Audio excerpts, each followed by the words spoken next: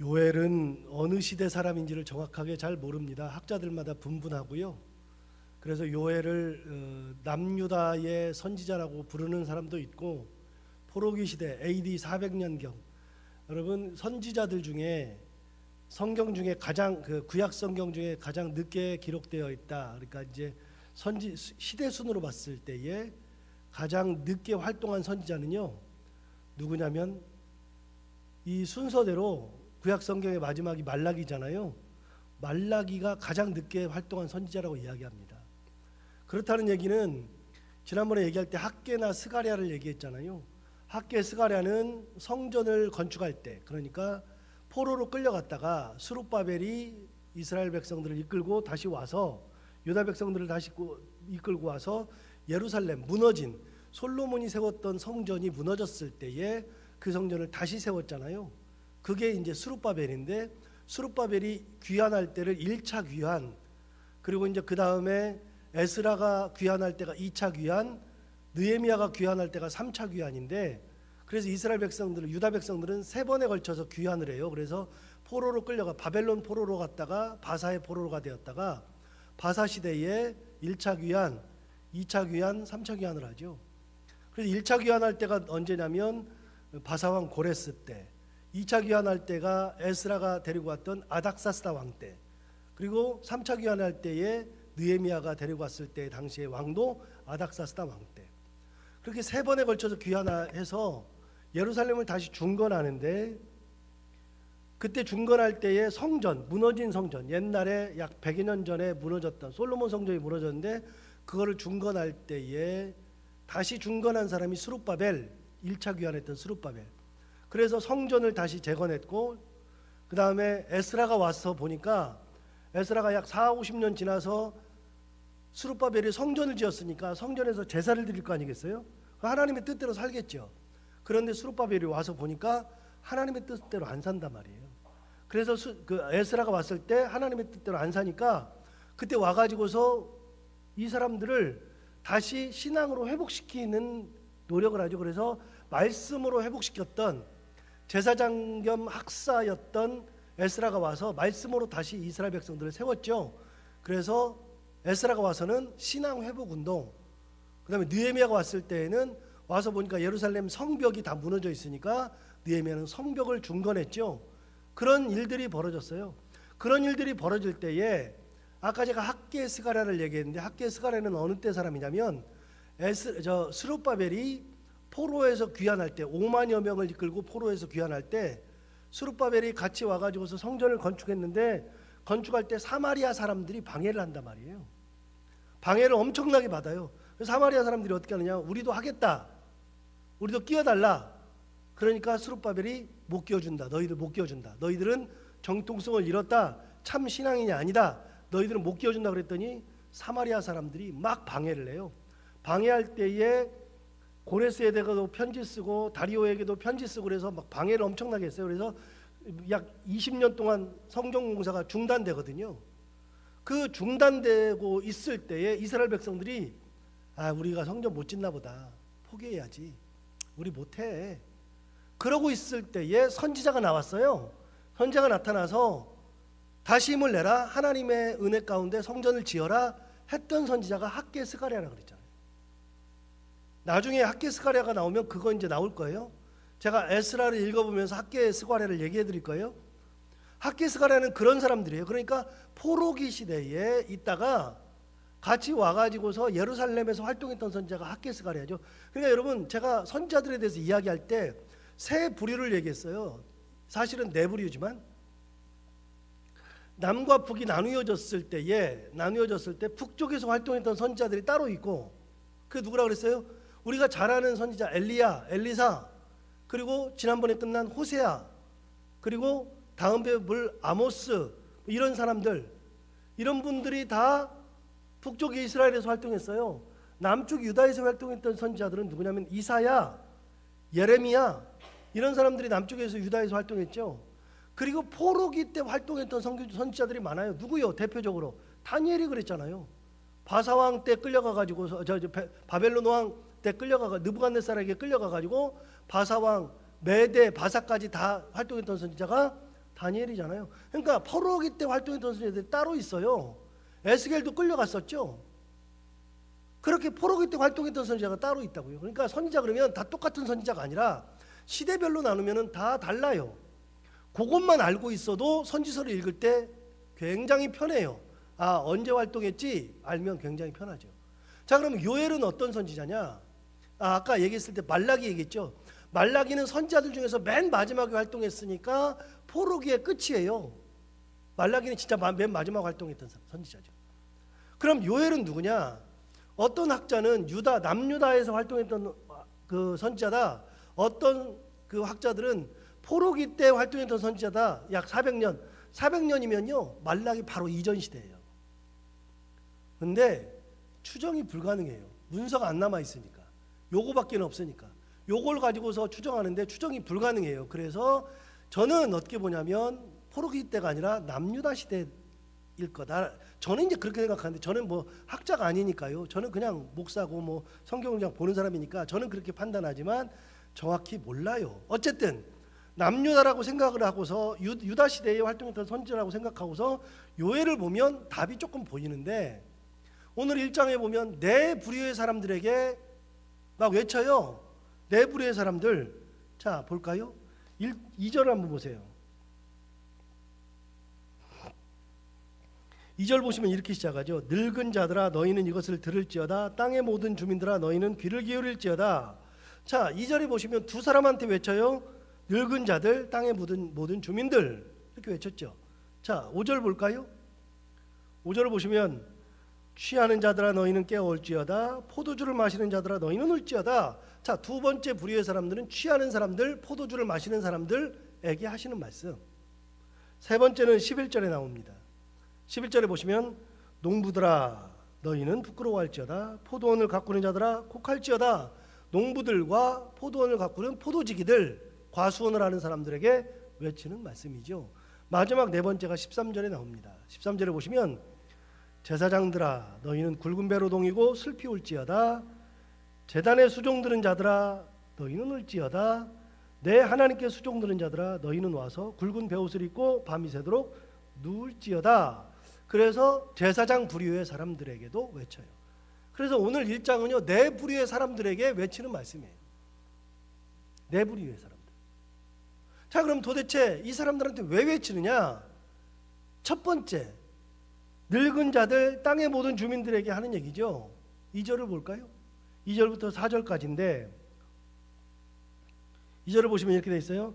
늙은 자들아 너희는 이것을 들을지어다. 땅의 모든 주민들아 너희는 귀를 기울일지어다. 너희의 날에나 너희 조상들의 날에 이런 일이 있었느냐? 묻죠. 자, 늙은 사람들을 불렀어요. 여러분 늙었다. 여러분 늙는다는 것이요 젊은 사람과는 비교가 안 되는 게 하나 있어요. 저는 이제 젊은이들을 볼 때마다 너무 부러워 죽겠어요. 뭐가 부럽냐면 그냥 젊음이 부러워요. 젊음이. 제가 지난 수요일 날도 수요 성경 공부를 못 했는데 몸이 너무 피곤해 가지고 할 수가 없겠더라고요. 뭐 전날 며칠 동안 잠을 잘 못 자니까 할 수가 없고 그래서 수요일 날도 아침에 출근만 했다가 그냥 바로 들어가 가지고서 약 먹고 그냥 잤는데 도저히 안 돼 가지고 뭐 그런데 어제도 뭐 여기 공사한다고 여기 뭐 본당에 제가 이게 왔다 갔다 의자를 한 20개를 날랐어요. 왔다 갔다. 그리고 뭐 그 음향 공사한다고 왔다 갔다 하고 그러니까 하루 종일 추링 입고 와가지고서 아침에 출근해서부터 저녁 6시까지 일을 하다 보니까 야 근육을 안 쓰던 사람이 근육을 쓰니까요 나중에 이 의자를 날릴 수가 없어요. 그래서 제가 들어가면서 그랬거든요. 전사님한테 내가 내일 못 나오거든. 전사님이 찬송 한 장하고 성경만 한 장 읽고 목사님 피곤해서 못 나오셨다고 그러고서 이렇게 하고서 그냥 기도하시라 그래라 그러고 했는데 오늘 아침에 눈이 잘 떠져요. 그래서 나왔죠. 근데 제가 젊었을 때는요 며칠씩 일했어도 안 피곤했거든요. 여러분 젊었을 때는 공부할 때 날밤 세우는 적이 많아요. 저도 날밤을 많이 세웠거든요. 고등학교 때. 근데 지금은요 저녁 8시 9시 되면 자야 돼요. 눈꺼풀이 견디질 못해요. 그냥 자요. 이제는 안 돼요. 그게 되질 않아요. 여러분 젊은 사람들은요 왜 부럽냐면 그냥 젊음이 부러워요. 젊음이 예뻐요. 우리 그 20 막 넘은 이 여자아이들 다니는 거 보면요, 그냥 예쁘고 안 예쁘고 아니라 젊음이 그냥 너무 예뻐요. 남자아이들 보면은요 너무너무 예뻐요. 우리 아이들도 20살 넘었지만 얘네들이 보면은요 너무 예뻐요. 기본적으로. 늙으면 젊음이 부러운데요, 그런데 늙은 분들에게서는요 한 가지 중요한 게 하나 있어요. 경험을 무시할 수 없어요. 경험을 누구도 못 따라와요.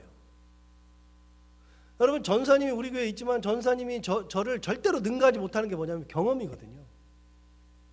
저는 딱 보면 이게 뭐겠다, 어떻게 하면 되겠다, 지금은 어떤 때다, 저는 다 기억이 나고 생각이 나고, 공사할 때도 올라가 보면 이게 필요하지, 이렇게 막아야지, 이렇게 해야지, 머릿속에 확 돌아가는데 잘 안 돼요. 젊으면. 여러분, 늙으면 경험이 많잖아요. 그래서 어르신들의 그 지혜는 젊은 사람들이 따라올 수가 없어요. 그런데 여러분, 하나님께서 이 사람들을 불렀는데 누구를 불렀느냐? 늙은 사람들을 불렀단 말이에요. 무슨 말이에요? 땅에 있는 모든 거민들을 불렀단 말이죠. 늙은 분들, 땅에 있는 모든 주민들은요 세상을 살다 보니까 세상의 이치를 다 알아요. 세상이 어떻게 될지 다 안다고요? 다 아는데 놀랍게도 한 가지가 있어요. 너희가 지금까지 살아오면서 이걸 본 적이 없다. 너희 조상들에게도 이런 거를 본 적이 없다. 그러니까 경험으로도 안 되는 거예요. 지금 보세요. 다시 2절 보세요. 늙은 자들아 너희를 이것을 들을지어다. 땅의 모든 주민들아 너희는 귀를 기울일지어다. 너희의 날에나 너희 조상들의 날에 이런 일이 있었느냐 물어보잖아요. 너 경험 못했을걸? 너희 조상들한테도 들어본 적이 없을걸? 3절 너희는 이 일을 너희 자녀에게 말하고 너희 자녀는 자기 자녀에게 말하고 그 자녀는 후세에 말할 것이니라. 어떻게 하라고요? 너는 너희 자식에게, 자식은 또 자식에게, 그 자식은 또 그 자식에게, 후대까지 쭉 얘기해라. 이런 일 없었어? 이런 일 없었어. 늙어도 없었어. 그런데 보세요. 4절을 보세요. 그 일이 뭔지가 나오거든요. 팥중이가 남긴 것을 메뚜기가 먹고 메뚜기가 남긴 것을 느치가 먹고 느치가 남긴 것을 황충이 먹었도다. 여러분, 농사를 지었는데 이거는 가장 잘하는 사람이 농부예요. 농부는요 흰잎 마른 병이 뭔지 알잖아요. 흰잎 마른 병. 제가 지금 흰잎 마른 병이라 그랬는데 잘 몰라요. 저는 그냥 그 병 이름만 알아요. 그냥 농사 지을 때 흰잎 마른 병이 있다는 것만 알아요. 잎이 하얗게 변하는 거잖아요. 근데 왜 변하는지 저는 잘 몰라요. 그런데 농부들은 딱 보면 알아요. 이거 흰잎 마른 병이네, 무슨 약을 쳐야 되네, 어떻게 해야 되네, 다 나오잖아요. 그런데 자기들이 평생 살면서 경험하지 못한 게 있어요. 그것을 어떻게 했냐? 팥중이가 먹어요. 막 팥중이가 와서 먹어요. 팥중이가 왔네. 이거 팥중이 어떡하지? 이거 잡아야지. 다 잡아냈어요. 그래서 살렸어요. 일정 부분은 팥중이가 먹었는데 살렸어요. 살렸는데 뭐가 왔느냐? 메뚜기가 와서 또 먹네. 이런 일이 없었는데 왜 메뚜기가 오지? 메뚜기가 왜 왔어? 그래서 메뚜기를 다 잡아요. 그랬더니 반이 없어졌네. 농사 지은 거 반이 다 날아갔어요.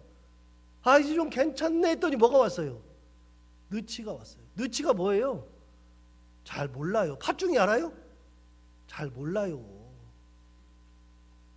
저도 잘 모르는 거예요. 제가 찾아볼까 하다가요, 뭐 찾아보나 마나 뭐 모르는 건데 제가 뭐 아는 척 해봐야 뭐 되는 것도 아닌데. 여러분, 갑자기 팥중이가 왔는데 팥중이가 먹다가 야, 이 큰일 났다, 빨리 다 나와, 동네 사람 다 나와. 잡았는데 메뚜기가 왔어. 메뚜기가 와서 다 잡았는데 느치가 와서 또 먹고 있네. 감당이 안 되는 거예요. 느치가 먹었는데 4분의 1밖에 안 남아서 이제 논이. 근데 뭐가 왔어요? 황충이 왔어요. 황충이. 도대체 뭐가 남아요? 하나님이 묻는 거예요. 너 이거 본 적 있어? 들은 적 있어? 한 번도 없지? 너 대대로 전해라. 대대로 전해라. 네가 인생을 살아가면서 이런 일을 한 번도 경험을 못할 거야. 그런데 이런 일이 일어난다. 왜 일어나느냐? 네가 전혀 모르는 거지만 하나님의 은혜로 살지 않으면 이렇게 된다. 내가 농부라 그러면 피할 수 있는 게 있어요. 물을 대야 되면 물만 대면 돼요. 그런데 말씀드리지만 물을 대면 되는데 놀랍게도 물을 못 대는 경우 있죠. 왜요? 비가 와야지. 그러나 농부는요, 할 수 있는 것들이 있어요. 그러나 농부의 손을 벗어나는 것들이 있어요. 이거는 절대로 안 돼. 왜요? 인력으로 안 되니까. 사람의 힘으로 안 되니까요. 비가 안 와가지고 물이 없으면요, 동네 쌈나요. 서로 노래다 물 대겠다고. 비가 많이 오면 물을 흘려보내지만 비가 안 오면 물을 안 흘려보낸다고요. 물꼬를 안 터준다고요. 되는 게 없어요. 여러분, 팥중에 오는 것을 누가 알아요? 누가 알아요? 모르는데 그런 일이 일어나죠. 메뚜기가 올 줄 누가 알아요? 느치가 올 줄 누가 알고 황충이 올 줄 누가 알아요? 그러니까 쑥대밭 되는 거예요. 되는 것이 하나도 없어요. 하는 일마다 안 되고 손만 대면 망하고 아이들이 가는 길에 온통 장애물 뿐이에요. 넘어지는 것 뿐이에요. 넘어져 가지고서는 다리가 부러져 가지고서 겨우 다리 이거 해 가지고서 석 달 동안 기부스 해 가지고 딱 했는데 그 다음 날 넘어져 손이 부러져 가지고 석 달 동안 해 가지고 했더니 넘어져 가지고 머리가 깨져 버렸어요. 답이 없다니까요. 돌불에 걸려 넘어지는 건 답이 없어요. 여러분, 세상에 여러분 하나 물어볼게요. 인생 살면서 한 번도 안 넘어져 본 분, 한 번도. 길거리 가다가 안 넘어져 보신 분 없어요. 다 넘어지는 거예요. 그거는 내가 조심한다 그래서 되는 게 아니에요. 여러분, 요즘 그런 말 하잖아요. 차를 운전할 때 나만 조심해서 되는 게 아니다. 알고 있죠? 나는 조심해서 가는데 뒤에서 박는데 어떻게 해요? 옆에서 들어오는데 어떻게 해요? 저는 뭐 교통사고를 거의 낸 적이 없으니까 교통사고를 안 내지만 저는 항상 방어운전 하려고 노력하거든요. 그러니까 약간 떨어져 간다고요. 그렇다고 제가 늦게 달리는 사람은 아닌데 굉장히 떨어져 달린다고요. 고속도로 같은 데서는 상당히 안전거리를 둔다고요. 그렇다고 해서 늦게 달리지 않아요, 진짜. 그런데 굉장히 조심하는데요. 가끔은요, 뭐가 푹푹 들어올 때 있어요. 인생에 예기치 못한 일들이 일어나는 거예요, 자꾸만. 하나님, 이것이 팥죽이가 올 때 아예 못 들어오게 막아주실 분은 하나님밖에 없는 거예요. 메뚜기가 오지 않도록 아예 막아주시는 분은 하나님밖에 없고요. 느치가 올 때도 막아주실 분은 하나님밖에 없고요. 황충이 올 때도 막아주실 분은 하나님밖에 없어요. 사람이 막을 수 있는 게 하나도 없어요, 전부 다. 그래서 하나님의 은혜가 우리를 지키고 있어야 돼요. 어려움이 오지 않도록 지켜주셔야 돼요. 자, 두 번째 볼까요? 5절부터 보시면 10절까지인데 5절 보시면 이렇게 되어 있어요. 취하는 자들아 너희는 깨어올지어다. 포도주를 마시는 자들아 너희는 울지어다. 도대체 취하는 자들과 포도주를 마시는 자들이니까 술 먹는 거 아니겠어요? 술 마시는 거. 근데 그 사람들 왜 우느냐? 이는 단 포도주가 너희 입에서 끊어졌음이니 그랬어요. 여러분, 저는 술을 안 마셔봐서 모르는데 제가 아까 흰님 마린병 얘기했잖아요. 알아서 하는 얘기가 아니라 알고 그냥 들어서 아는 얘기예요. 뭔지도 몰라요. 자, 저도 술을 또 안 마셔요. 안 마시니까 술이 뭔지를 잘 몰라요. 근데 여러분 그런 얘기 하잖아요. 술이 달다. 술이 달다고 하잖아요. 무슨 말인지 모르겠는데 그냥 알긴 알겠어요. 뭔 말인지는 알겠는데 술이 달대요. 그 말은 뭐예요? 술이 너무 맛있다는 거예요. 술이 너무 맛있는데 그 단 포도주가 끊어졌어. 마시고 싶은데 술이 없어.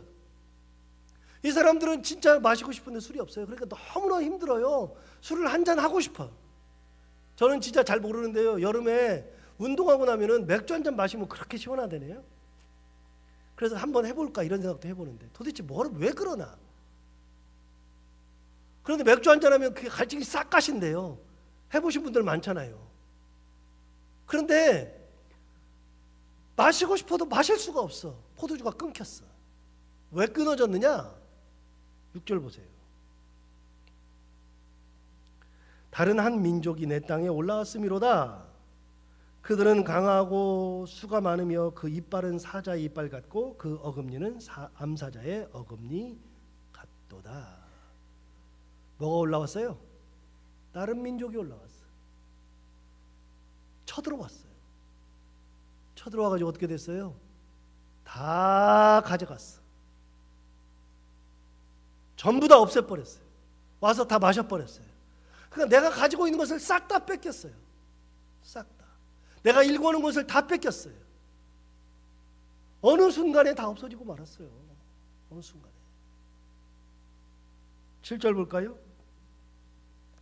그들이 내 포도나무를 멸하며 내 무화과나무를 긁어 말갛게 벗겨서 버리니 그 모든 가지가 하얗게 되었도다. 가지고 있었던 포도주는 다 뺏겼는데 올해 농사 지어가지고 포도주를 만들어야 되지 않겠어요? 그런데 그들이 올라와가지고 포도주를 다 없애버리고 무화과나무를 긁어 말갛게 벗겨버리고 그 모든 가지가 하얗게 되었다는 거예요. 그러니 포도가 나요? 무화과가 나요? 안 돼요. 여러분 보세요. 내가 열심히 농사했어. 농사했는데 누가 다 따가버렸어요. 시골에 보면 그런 일이 있다 그러잖아요. 곡식을 다 해가지고서 저장해놨는데 누가 와서 다 가져가 버려요. 다 일궈놨는데 순간 다 없어지고 말았어요. 다시요? 팥종이를 누가 막아줘야 돼요? 하나님이 막아주셔야 돼요. 느치를 누가 막아야 돼요? 하나님이 막아야 돼요. 자, 내가 가지고 있는 나무의 열매를 누가 지켜주셔야 돼요? 하나님이 지켜주셔야 된다. 내가 지키는 게 아니에요. 하나님이 지켜주셔야 되는 거예요. 누가 와서 탈취해가면 그걸로 끝이에요. 내가 할 수 있는 게 없어요. 하나도. 단 하나도 없어요. 단 하나도. 가져가는데 뭘 어떻게 해요? 8절 보세요. 너희는 처녀가 어렸을 때에 약혼한 남자로 말미암아 굵은 배로 동이고 애곡함 같이 할지어다. 막 울으래요. 울으래.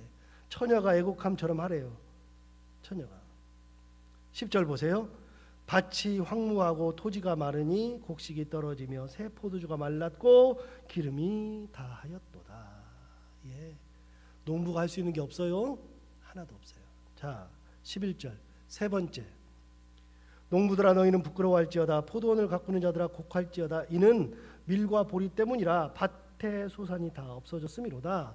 자, 농부가 포도원을 가꾸는 자들이 곡할 수밖에 없는 게 뭐냐? 밀과 보리가 밭의 소산이 다 없어졌대요. 다. 전부 다. 12절. 포도나무가 시들었고 무화과나무가 말랐으며 석류나무와 대추나무와 사과나무와 밭의 모든 나무가 다 시들었으니 이러므로 사람의 즐거움이 말랐도다. 자, 다시요. 12절 다시 읽어요. 포도나무가 시들었고 무화과나무가 말랐으며 석류나무와 대추나무와 사과나무와 밭의 모든 나무가 다 시들었으니 그 다음 이러므로 사람의 즐거움이 뭐 한다고요? 말랐어요. 자, 재밌는 게 있어요. 12절 다시 봐요. 포도나무가 시들었고 무화과나무가 뭐 했어요? 말랐어요. 시들고 말랐어요. 시들고 말랐는데 사람의 즐거움이 어떻게 됐다고요? 말라 비틀어진다고요. 여러분 그러잖아요.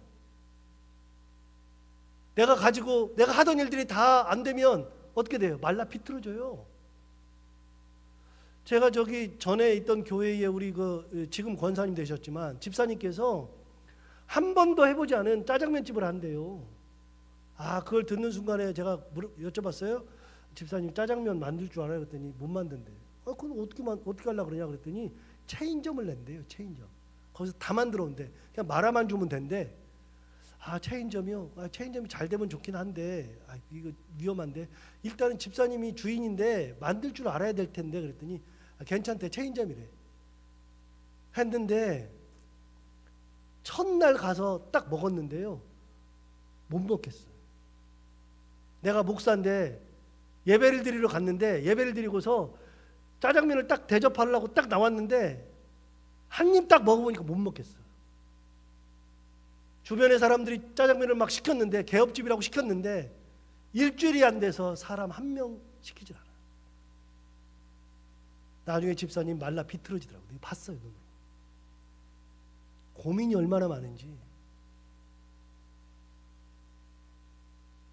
여러분, 하던 일이 안 되면 사람이 말라요. 말라 비틀어져요. 여러분, 잠언에서 뭐라 그러냐면, 잠언 제가 2개를 적어왔는데 잠언에 이렇게 얘기했어요. 잠언 15장 13절. 마음의 즐거움은 얼굴을 빛나게 하여도 마음의 근심은 심령을 상하게 하느니라. 잠언 15장 13절. 잠언 15장 17장 22절. 마음의 즐거움은 양약이라도 심령의 근심은 뼈를 마르게 하느니라. 정확하게 나오잖아요. 심령의 근심은 뼈를 마르게 한다. 되는 일이 없으면 뼈가 말라요. 사람의 즐거움이 말라 비틀어져요. 오늘 얘기하잖아요. 하나님의 은혜가 없어서 되는 일이 안 되면 말라 비틀어져요. 즐거움이 어디 있어요? 웃음이 어디 있어요? 밥이 넘어가요? 잠이 와요? 뭐 사람 만나고 싶어요? 아무것도 하기 싫다니까요. 누가 함께 해주셔야 되느냐? 하나님이 함께 해주셔야 됩니다.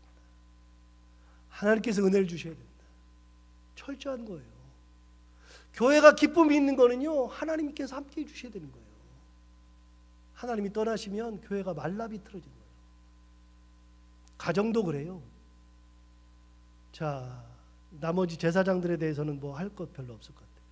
어쨌든 이런 말씀을 듣고 하나님 지켜주옵소서, 함께 하여 주옵소서, 하나님의 은혜 가운데 살게 하여 주옵소서, 이렇게 기도하며 하루를 지내는 귀한 하루가 되기를 바랍니다. 기도하겠습니다. 하나님 아버지, 오늘도 귀한 말씀으로 보내주시고 하루를 깨우쳐 주셔서 감사합니다. 오늘 요엘 있는 말씀처럼 하나님의 은혜가 아니면 어느 순간에 팥중이가 오고 메뚜기가 오고 느치가 오고 황충이 찾아오고 하던 일이 다 안 돼서 말라 비틀어지고 다른 민족이 쳐들어와서 다 가져가 버리고 포도나무나 무화과나무나 사과나무나 그 모든 것들이 다 시들고 말라 비틀어져서 우리의 즐거움이 다 말라버리는데, 하나님 아버지, 그런 일 없도록 우리의 인생을 지키시고 우리의 삶을 지키시고 인도하시고 우리가 하나님의 은혜 가운데 살아가는 놀라운 삶을 살게 하여 주옵소서. 하나님 아버지, 그렇게 가정을 지켜주시고 그리고 우리 교회를 하나님의 은혜 가운데 그렇게 지켜 보호하여 주옵소서. 하나님 아버지, 오늘도 하루를 살아갈 때 우리 가운데 힘을 더하여 주옵시고 해야 되는 것들 기쁨으로 잘 감당하게 하시고 만나는 이들과 함께 웃고 행복한 하루 되게 하여 주옵소서. 예수님 이름으로 기도하옵나이다.